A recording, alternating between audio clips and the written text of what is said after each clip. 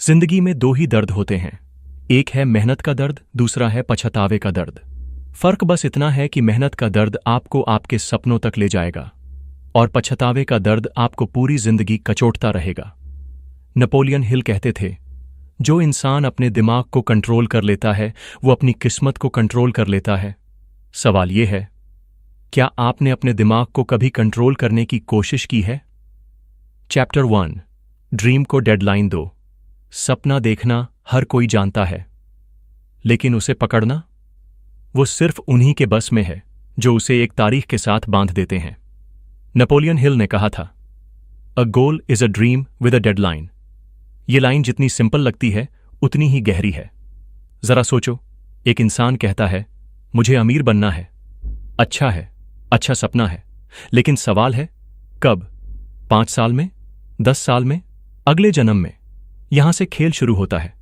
जब तक तुम्हारा सपना हवा में तैरता रहेगा, तुम्हारा दिमाग उसे एक सीरियस मिशन की तरह ट्रीट नहीं करेगा। लेकिन जिस दिन तुम कहोगे, मुझे 1 साल में 10 लाख कमाने हैं, उस दिन से तुम्हारा दिमाग क्लॉक की टिकिंग सुनना शुरू कर देगा। डेडलाइन का जादू यही है, ये तुम्हारे सपने को एक वेग ख्वाब से उठाकर एक मेजरेबल टारगेट बना देता है। American society for training and development के एक रिसर्च के अनुसार, जिन लोगों ने अपने गोल्स को सिर्फ सोचा, उनके पास सक्सेस का चांस था। लेकिन जिन लोगों ने अपने गोल्स को लिखकर एक स्पेसिफिक डेट असाइन की, उनका सक्सेस रेट 42% ज्यादा था। क्यों? क्योंकि ह्यूमन ब्रेन प्रेशर और अर्जेंसी में अलग तरह से रिएक्ट करता है। तुम्हारा माइंड नेचुरली प्रोक्रेस्टिनेशन में माहिर है। अगर उसे लगे कि समय इन्फिनिट है, तो वो तुम्हें कन्विंस कर देगा कि कल से शुरू करूंगा।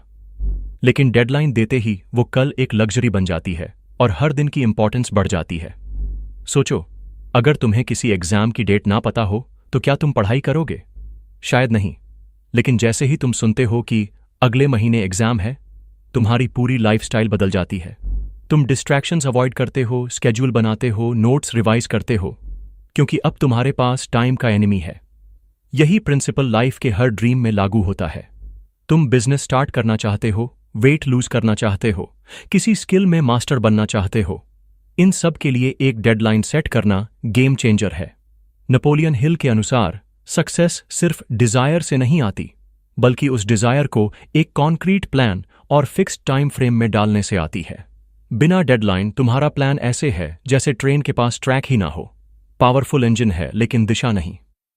तुम्हारा दिमाग जब देखता है कि कोई तारीख करीब आ रही है, तो वो automatically creative problem solving mode में चला जाता है।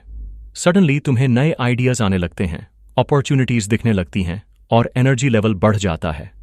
ये कोई मैजिक नहीं, बल्कि ब्रेन की रेटिकुलर एक्टिवेटिंग सिस्टम RAS का काम है, जो फोकस्ड अटेंशन क्रिएट करता है। लेकिन यहां एक ट्रैप भी है। गलत डेडलाइन भी तुम्हें डिमोटिवेट कर सकती है। अगर तुम कहते हो कि मैं 1 हफ्ते में 1 करोड़ कमाऊंगा और तुम्हारे पास कोई सॉलिड प्लान या रिसोर्सेज नहीं है, तो तुम्हारा दिमाग शुरू में ही हार मान लेगा। इसलिए डेडलाइन रियलिस्टिक होनी चाहिए, इतनी चैलेंजिंग कि तुम्हें पुश करे, लेकिन इतनी अनरियलिस्टिक नहीं कि तुम्हारा कॉन्फिडेंस तोड़ दे। चलिए इसे एक रियल लाइफ एग्जाम्पल से समझते हैं। इमेजिन करो, 2 लोग जिम ज्वाइन करते हैं। पर्सन ए कहता है, मुझे फिट होना है। पर्सन बी कहता है, मुझे अगले 6 महीनों में 10 किलो वेट लूज करना है। दोनों में से किसके पास ज्यादा चांस है गोल अचीव करने का? Person B. क्यों? क्योंकि उसकी जर्नी में एक काउंटडाउन चल रहा है। हर दिन, हर हफ्ता उसे रिमाइंड करता है कि टाइम कम है और काम करना है। यही डिफरेंस है ड्रीम और गोल में। ड्रीम बिना डेडलाइन के बस विश है, डेडलाइन के साथ वो कमिटमेंट है। अब यहां एक पावरफुल टेक्निक आती है, रिवर्स इंजीनियरिंग। जब तुमने एक डेडलाइन सेट कर दी, तो अब पीछे से कैलकुलेट करो कि उस गोल तक पहुंचने के लिए तुम्हें हर दिन, हर हफ्ते क्या करना पड़ेगा। अगर तुम्हारा गोल है 1 साल में 10 लाख कमाना, तो ये 12 महीनों में डिवाइड करो, फिर वीक्स में, फिर डेज में। सडनली तुम्हारा बड़ा गोल छोटे छोटे एक्शनेबल स्टेप्स में बदल जाएगा, और यही छोटे स्टेप्स तुम्हें ओवरवेल्म होने से बचाएंगे। नेपोलियन हिल के समय में उन्होंने एंड्रू कार्नेगी से यह प्रिंसिपल सीखा था।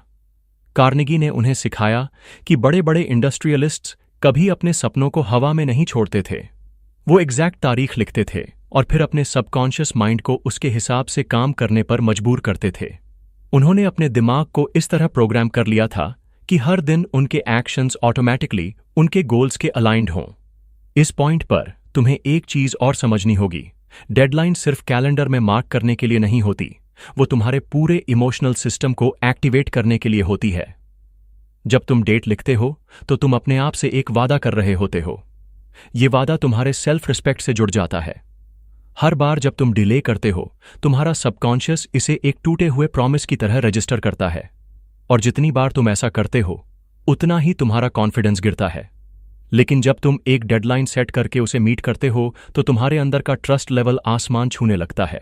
फिर चाहे गोल छोटा ही क्यों ना हो, जैसे एक प्रोजेक्ट टाइम पर फिनिश करना या एक बुक 30 दिनों में पढ़ना, ये छोटी जीतें तुम्हारे अंदर डिसिप्लिन का आर्मर बना देती हैं।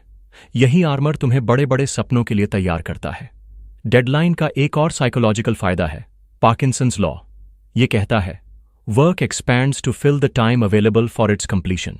मतलब अगर तुम्हें किसी काम के लिए 1 हफ्ता दिया जाए तो तुम वो काम 1 हफ्ते में करोगे, लेकिन अगर वही काम के लिए सिर्फ 2 दिन दिए जाएं तो तुम किसी तरह उसे 2 दिन में पूरा कर लोगे। डेडलाइन तुम्हारे दिमाग को फोर्स करती है कि वो कम समय में मैक्सिमम आउटपुट दे। अब सवाल ये है, प्रैक्टिकली कैसे शुरू करें?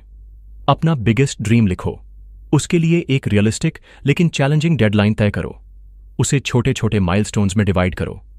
प्रोग्रेस ट्रैक करने के लिए कैलेंडर, हैबिट ट्रैकर या डिजिटल रिमाइंडर इस्तेमाल करो। पब्लिक कमिटमेंट करो, अपने दोस्तों, फैमिली या सोशल मीडिया पर अनाउंस करो। इससे तुम्हारा अकाउंटेबिलिटी लेवल बढ़ जाएगा।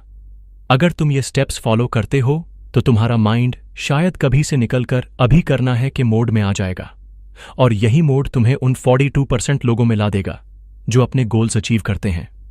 याद रखो, सपना देखना आसान है, लेकिन उसे पकड़ना सिर्फ उन्हीं के लिए पॉसिबल है जो उसे तारीख के साथ लॉक कर देते हैं।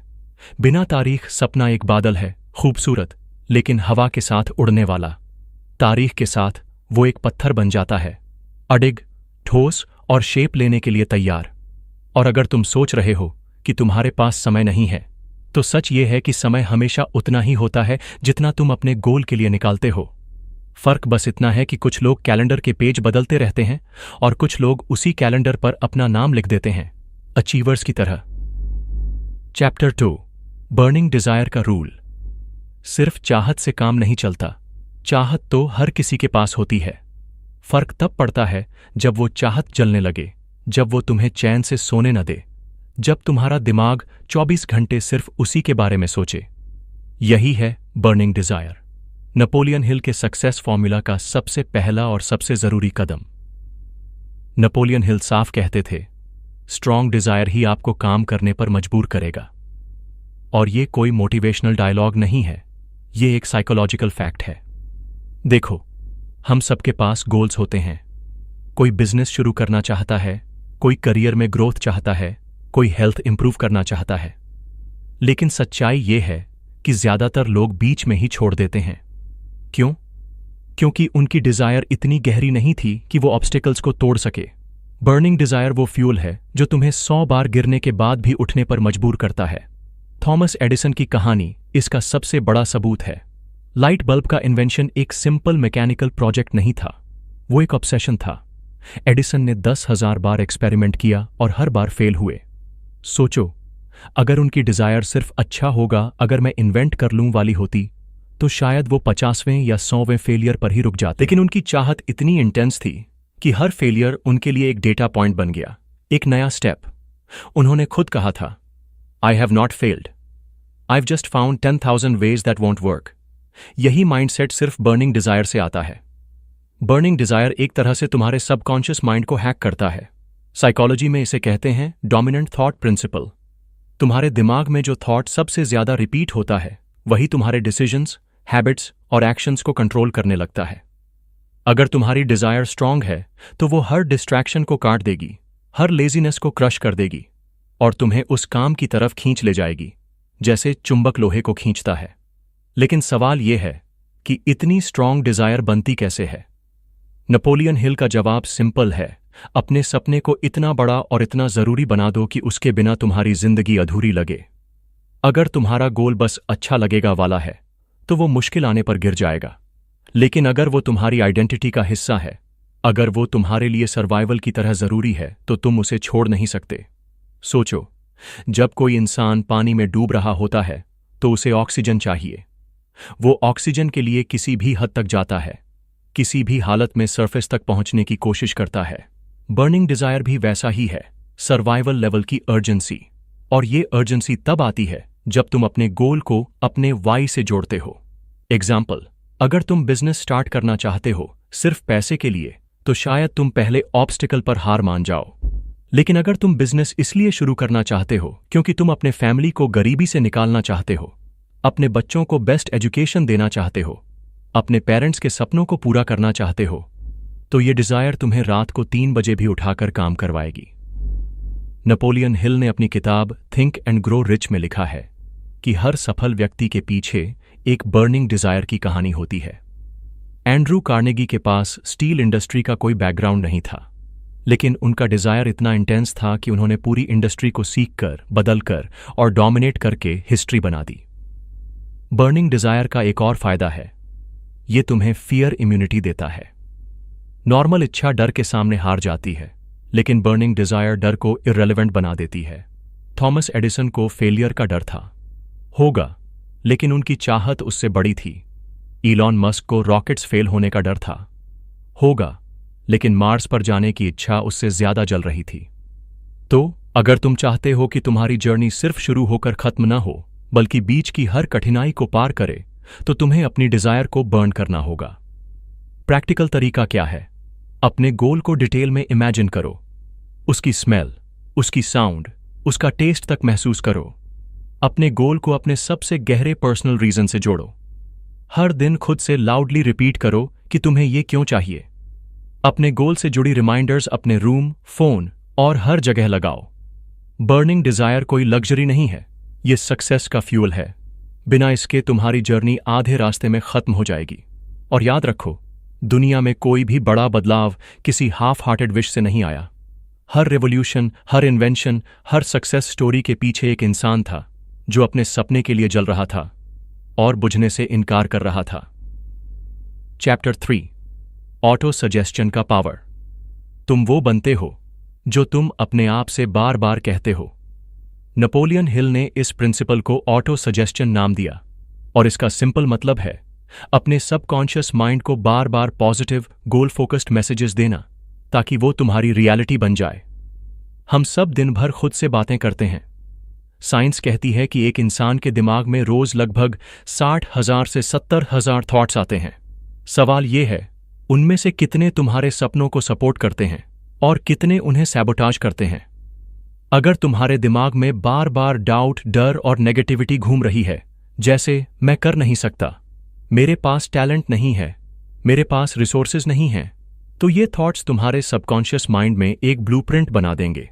और सबकॉन्शियस ब्लूप्रिंट बदलना मुश्किल नहीं, असंभव भी नहीं है, लेकिन इसके लिए तुम्हें ऑटो सजेस्शन का इस्तेमाल करना पड़ेगा। नेपोलियन हिल का कहना था, you will become what you think about most of the time. और यह सिर्फ मोटिवेशनल कोट नहीं, बल्कि न्यूरोसाइंस से भी साबित है। जब तुम किसी थॉट को बार बार रिपीट करते हो, चाहे वो सच हो या झूठ, तुम्हारा ब्रेन उसे रियलिटी मानना शुरू कर देता है। इसे कहते हैं न्यूरोप्लास्टिसिटी। तुम्हारा दिमाग कनेक्शंस को स्ट्रेंथन करता है और धीरे धीरे तुम्हारा बिहेवियर, डिसीजंस और हैबिट्स उसी थॉट के अकॉर्डिंग चेंज हो जाते हैं। इसका सबसे आइकॉनिक एग्जाम्पल है मोहम्मद अली। जब वो वर्ल्ड चैंपियन बने भी नहीं थे, तब भी वो बार बार कहते थे, आई एम द ग्रेटेस्ट।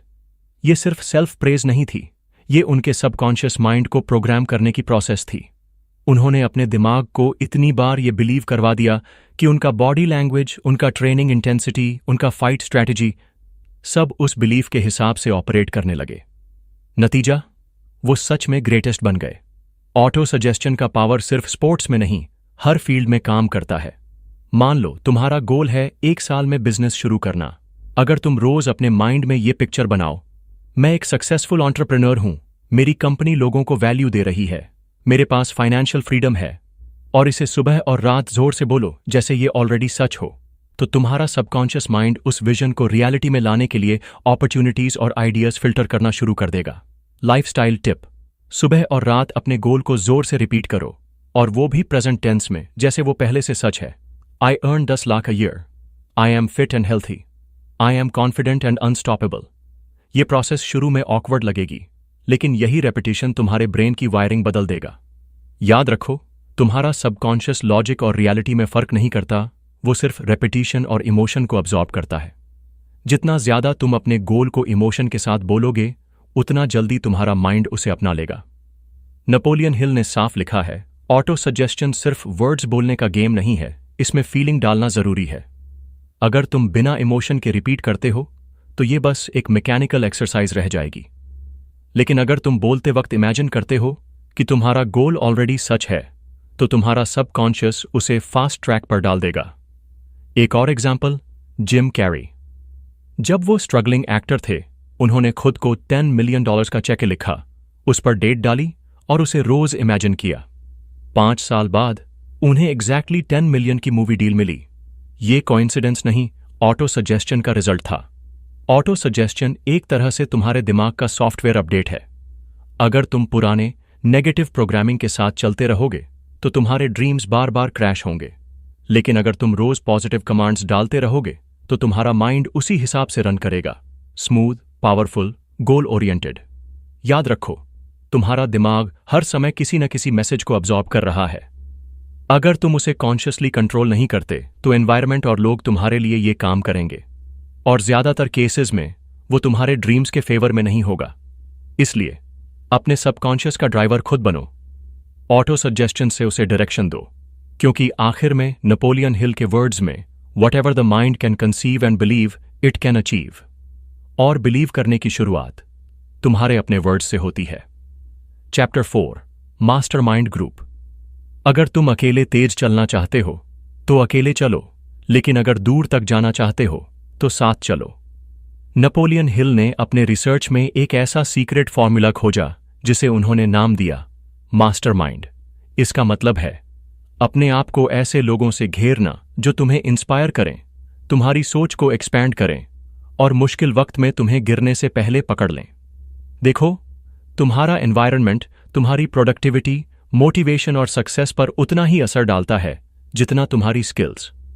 तुम चाहे कितने भी टैलेंटेड हो, अगर तुम अपने समय ऐसे लोगों के साथ बिताते हो जो तुम्हारे ड्रीम्स पर डाउट करते हैं, जो हर आइडिया में प्रॉब्लम ढूंढते हैं, जो तुम्हें रिस्क लेने से रोकते हैं, तो धीरे धीरे उनकी एनर्जी तुम्हें भी खींच लेगी, जैसे पानी में डूबते हुए इंसान को पकड़ना।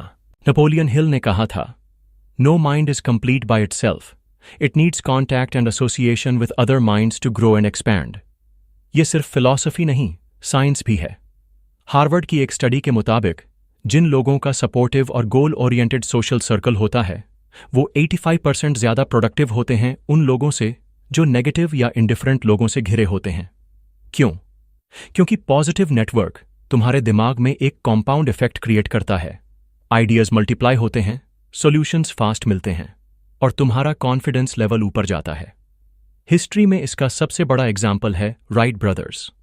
ये सिर्फ 2 भाई नहीं थे, ये एक दूसरे के मास्टरमाइंड पार्टनर थे। जब दुनिया उन्हें पागल कह रही थी कि मनुष्य कभी उड़ नहीं सकता, तब भी उन्होंने एक दूसरे की सोच को चैलेंज किया, इंप्रूव किया और सपोर्ट किया। अगर उनमें से कोई एक अकेले होता तो शायद वो भी सोसाइटी के डाउट में फंस जाता, लेकिन साथ मिलकर उन्होंने एक इम्पॉसिबल ड्रीम को रियलिटी में बदला, एयरप्लेन का इन्वेंशन किया।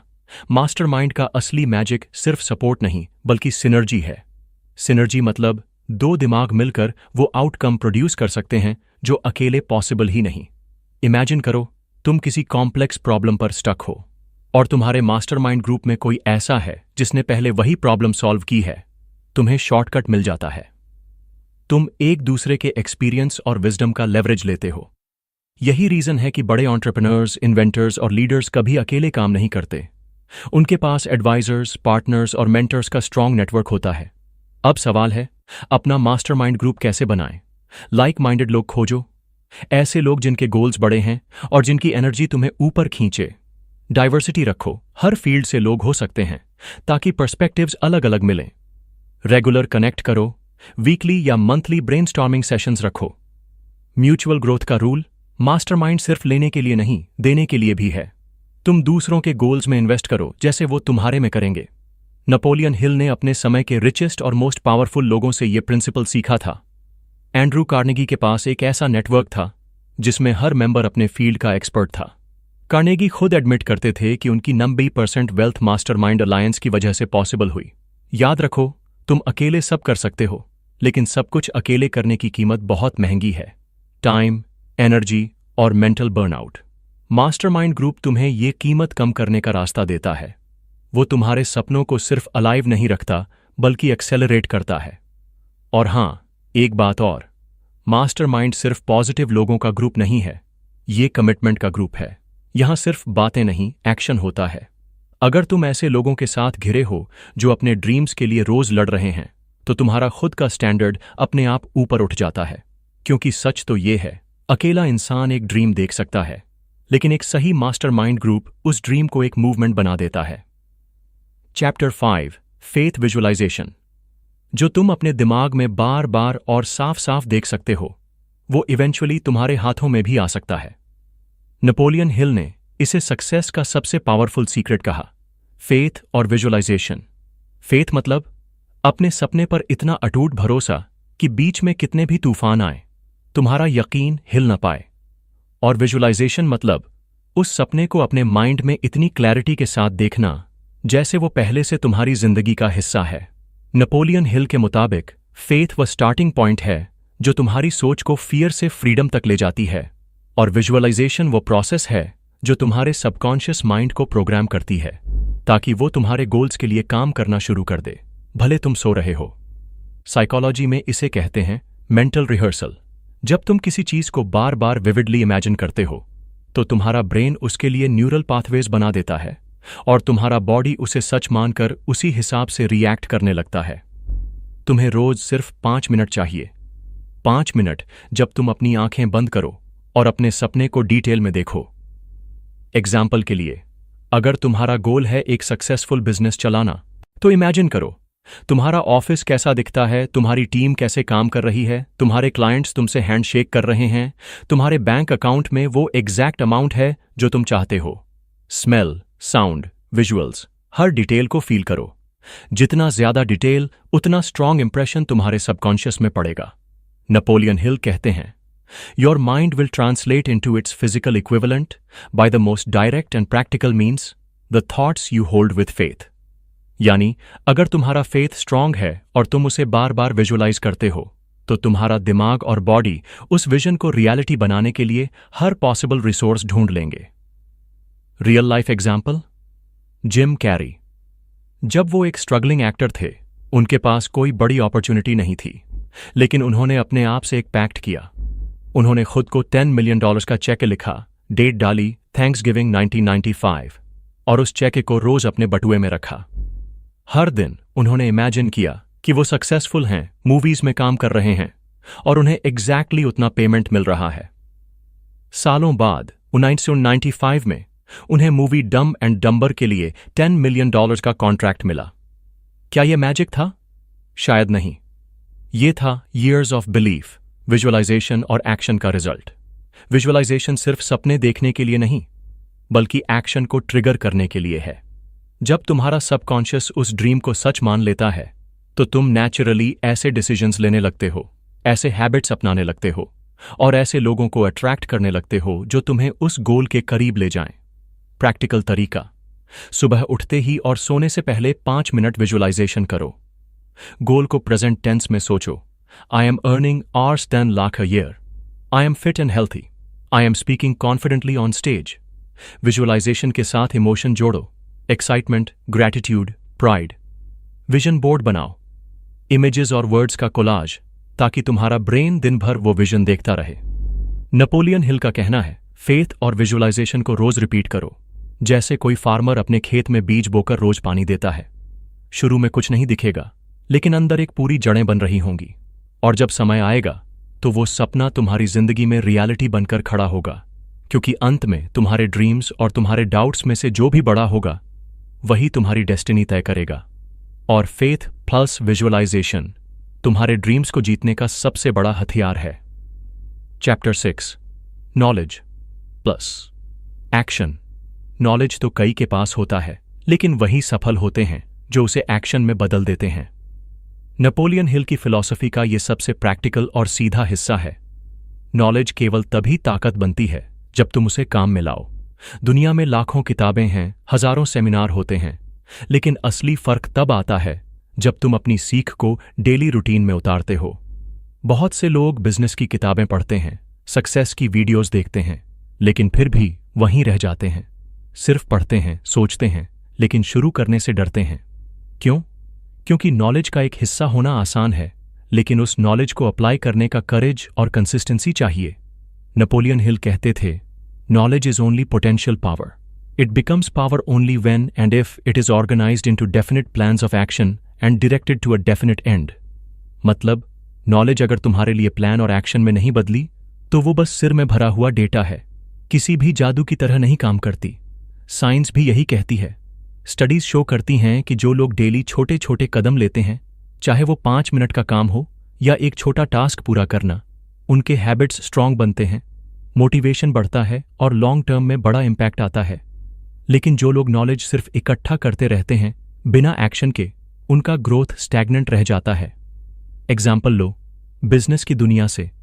बहुत से लोग एंटरप्रेन्योरशिप के बारे में पढ़ते हैं, स्टार्टअप्स की सक्सेस स्टोरीज सुनते हैं, लेकिन असली एंटरप्रेन्योर वो हैं जो हर दिन एक छोटा कदम बढ़ाते हैं।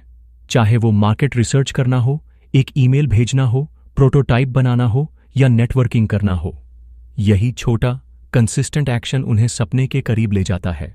रोज एक छोटा एक्शन स्टेप तय करो।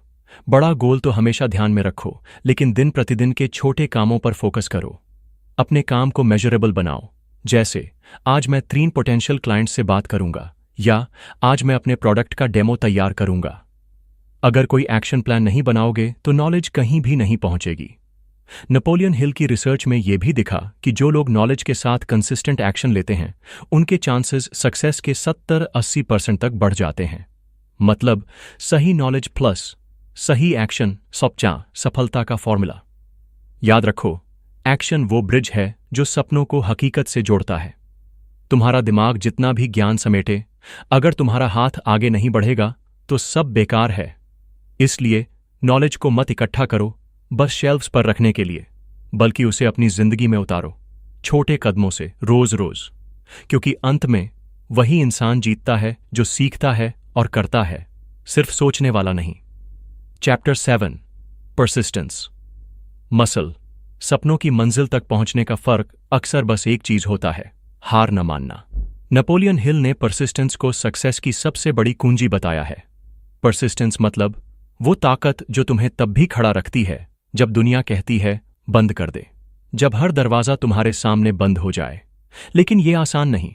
डेटा बताता है कि लगभग 80% लोग अपने गोल्स को पहले सिर्फ 2 हफ्तों में ही छोड़ देते हैं। सिर्फ 2 हफ्ते। जब जरा भी कठिनाई आती है तो लोग हार मान लेते हैं, वापस अपनी कंफर्ट जोन में चले जाते हैं। लेकिन जो 20% लोग टिक जाते हैं, वही आगे चलकर अपनी मेहनत का फल पाते हैं। ये परसिस्टेंस मसल भी एक तरह का मसल है। जितना ज्यादा तुम इसे इस्तेमाल करोगे, उतना ही मजबूत होगा। शुरुआत में थोड़ी मुश्किल लगेगी, दर्द होगा, असफलता मिलेगी। लेकिन जो लोग उठ खड़े होते हैं, जो फिर से कोशिश करते हैं, जो फेलियर्स को खुद पर वार नहीं समझते बल्कि सीखने का मौका मानते हैं, वही अंत में जीतते हैं। एग्जाम्पल लो कर्नल सैंडर्स की कहानी। KFC के फाउंडर ने 1009 बार रिजेक्शन झेला, 1009 बार दरवाजे पर ठुकराए गए। कई बार लोगों ने कहा, यह तरीका नहीं चलेगा, तुम्हारा प्रोडक्ट बुरा है, लेकिन उन्होंने हार नहीं मानी। उन्होंने हर रिजेक्शन से सीखा, अपनी रेसिपी बेहतर बनाई और अंत में पूरी दुनिया में एक ब्रांड बना दिया। ये परसिस्टेंस ही थी जिसने उन्हें असंभव को मुमकिन बनाया। नेपोलियन हिल कहते हैं, failure is only a temporary change in direction to set you straight for your next success. इसलिए फेलियर्स को डेटा कलेक्शन समझो, जैसे तुम किसी एक्सपेरिमेंट में नए डेटा इकट्ठा कर रहे हो ताकि अगली बार बेहतर फैसले लो। टिप: जब भी कोई फेलियर हो, उसे एनालाइज करो, क्या गलत हुआ, सीखो और अपनी स्ट्रैटेजी सुधारो। खुद को याद दिलाओ कि यह रास्ता आसान नहीं होगा, लेकिन तुम्हारे सपने इसे मांगते हैं। हर रोज अपने परसिस्टेंस मसल को एक्सरसाइज दो, चाहे एक छोटा कदम हो, चाहे कोशिश की नई स्ट्रैटेजी हो। याद रखो, परसिस्टेंस के बिना कोई भी लंबा सफर पूरा नहीं होता। तुम जितने ज्यादा गिरोगे, उतनी ही ज्यादा ताकत के साथ उठो। और ये उठना ही तुम्हें बाकी 80% से अलग बनाता है। क्योंकि सच यही है, सफलता तुम्हारे सपनों के पीछे नहीं, बल्कि उन सपनों को कभी न छोड़ने वाले इरादों के पीछे छिपी होती है। चैप्टर 8, फियर को क्रश करो। डर की दीवार जितनी बड़ी लगे, उसकी पार भी उतना ही उजाला होता है। फियर, ये एक ऐसी भावना है जो हमारी जिंदगी में अक्सर सबसे बड़ी बाधा बनती है। फेलियर का डर, क्रिटिसिज्म का डर, पॉवर्टी का डर, ये तीनों ऐसे कॉमन फियर्स हैं जो हर इंसान को रोकते हैं आगे बढ़ने से। लेकिन नेपोलियन हिल ने इसे एक बार फिर बहुत साफ कहा था, फियर को एक्शन से ही मारा जा सकता है। दरअसल डर तब होता है जब हम अननोन से डरते हैं, जब हमें पता नहीं होता कि अगला कदम क्या होगा, या हम खुद पर भरोसा खो देते हैं। लेकिन फियर कोई ऐसा मॉन्स्टर नहीं जिसे हम भाग कर बच सकते हैं। डर को दूर भगाने का सबसे बड़ा हथियार है एक्शन।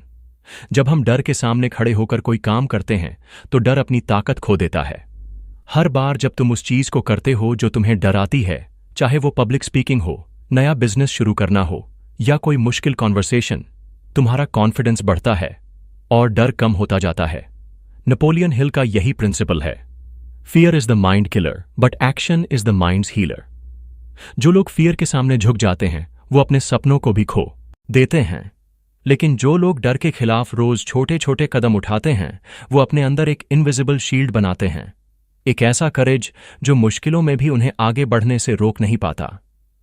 लाइफस्टाइल टिप, रोज एक ऐसा काम करो जो तुम्हें डराता है, चाहे वो फोन पर किसी स्ट्रेंजर से बात करना हो या नया स्किल सीखना हो। धीरे धीरे ये काम डर के बजाय तुम्हारे लिए आदत बन जाएगा। अपने छोटे विक्ट्रीज को सेलिब्रेट करो, ये तुम्हारे डर को खत्म करने का फ्यूल होगा। ये फियर तभी खत्म होता है जब तुम उसे फेस करते हो, न कि उससे भागते हो। और जब तुम अपने डर को हराते हो तो तुम अपने अंदर की सबसे बड़ी ताकत करेज को जगाते हो। याद रखो, डर से नहीं, डर को मात देने से ही तुम अपने सपनों के करीब पहुंच पाओगे। Chapter 9, decision making speed. सफलता का एक बड़ा राज है जल्दी डिसीजन लेना और उस डिसीजन पर अडिग रहना।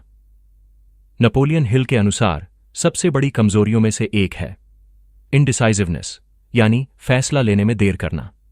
जिन लोगों ने अपने जीवन में जल्दी और दृढ़ निर्णय लिए वे ज्यादातर समय सफल हुए, और जो लोग देर करते हैं वो अपॉर्चुनिटीज खो देते हैं, अपने सपनों को टालते रहते हैं। डिसीजन मेकिंग स्पीड उस फर्क को बनाती है जो सफल और एवरेज इंसान के बीच होता है। ये सिर्फ फैसला लेना ही नहीं, बल्कि उस फैसले पर कायम रहना भी है।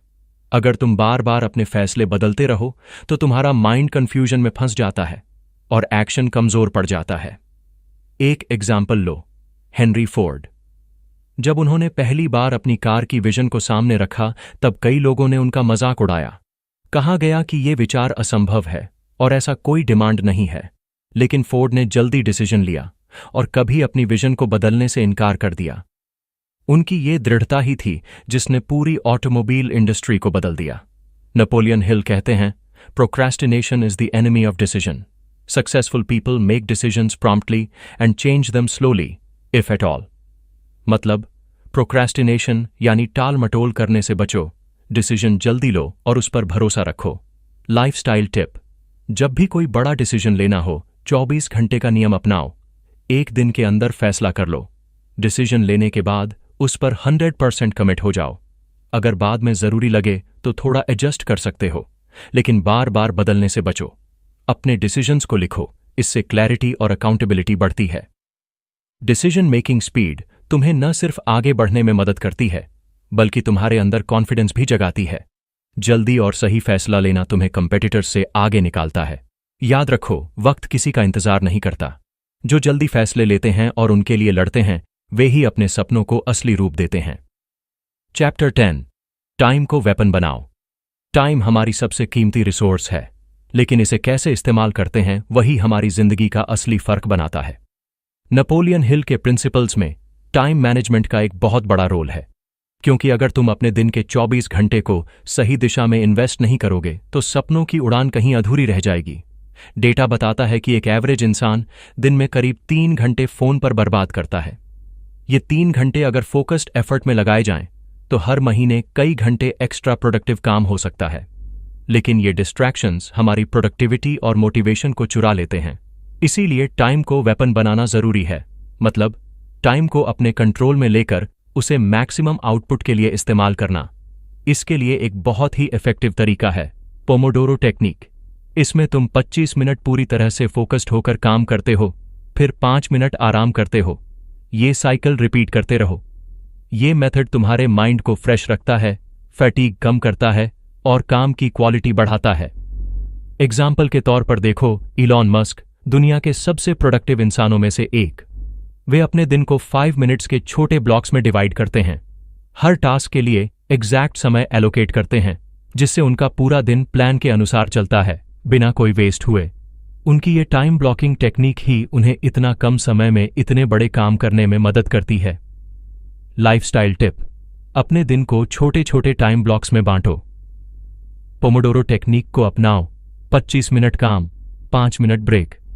डिस्ट्रैक्शंस को दूर रखो। फोन को साइलेंट या दूर रखो। सोशल मीडिया को लिमिटेड करो। दिन की शुरुआत में अपनी प्रायोरिटी टास्क्स की लिस्ट बनाओ और सबसे इंपॉर्टेंट काम पहले करो। नेपोलियन हिल कहते थे, time is the scarcest resource and unless it is managed nothing else can be managed. मतलब, जब तक तुम अपने टाइम को कंट्रोल में नहीं लोगे, कोई भी और रिसोर्स, चाहे वो एनर्जी हो, मनी हो या नॉलेज, इफेक्टिव नहीं होगा।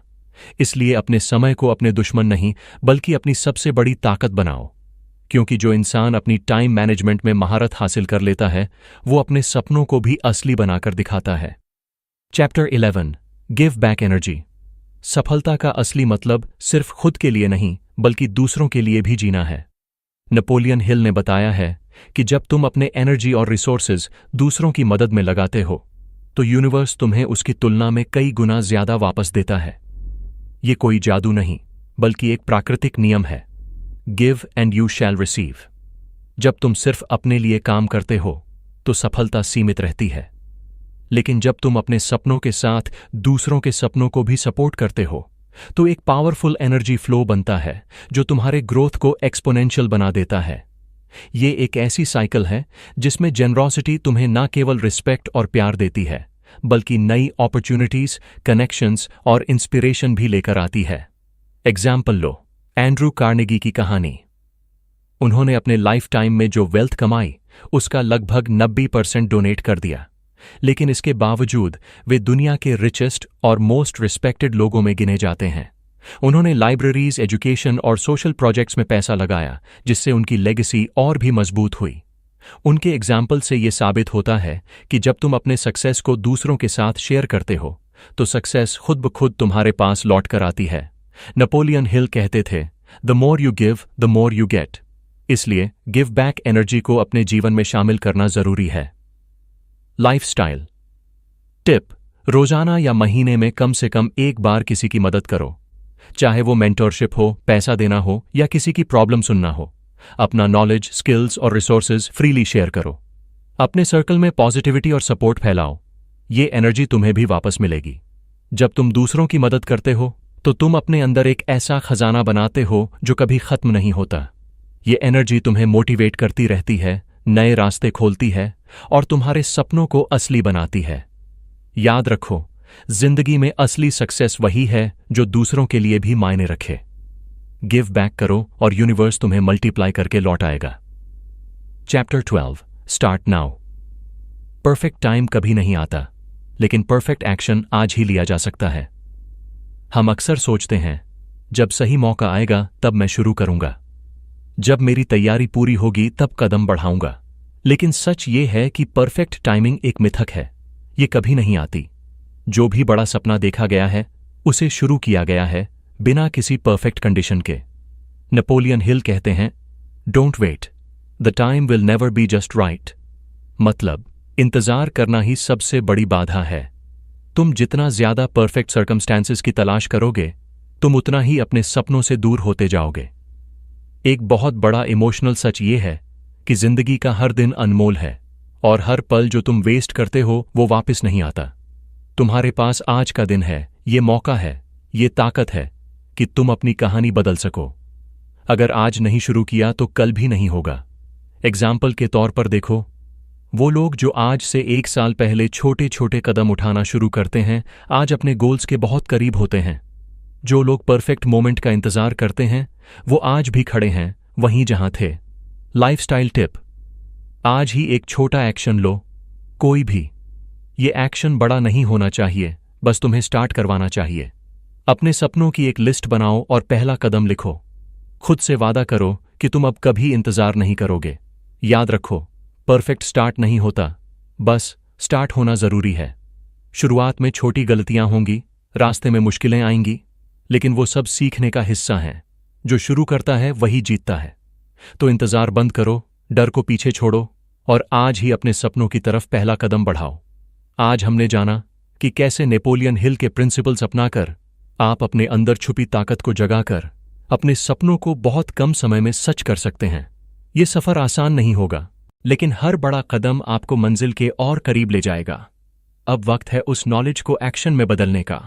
अपनी जिंदगी के हर पल को कीमती बनाओ, अपने डर को मात दो, जल्दी निर्णय लो और परसिस्टेंस के मसल को मजबूत करो, क्योंकि जब आप खुद पर विश्वास कर लेते हैं तो दुनिया आपकी मेहनत के आगे झुकती है। अगर यह वीडियो आपको प्रेरित करता है तो इसे लाइक और शेयर जरूर करें, ताकि और लोग भी अपने सपनों के करीब पहुंच सकें। नीचे कमेंट में बताएं कि आप आज कौन सा पहला कदम उठाने जा रहे हैं। और हां, हमारे चैनल को सब्सक्राइब करना मत भूलिएगा, ताकि आप ऐसे और भी प्रेरणादायक वीडियो देख सकें। याद रखिए, आपकी कहानी का अगला अध्याय सिर्फ आज से शुरू होता है। Start now, dream big, stay unstoppable.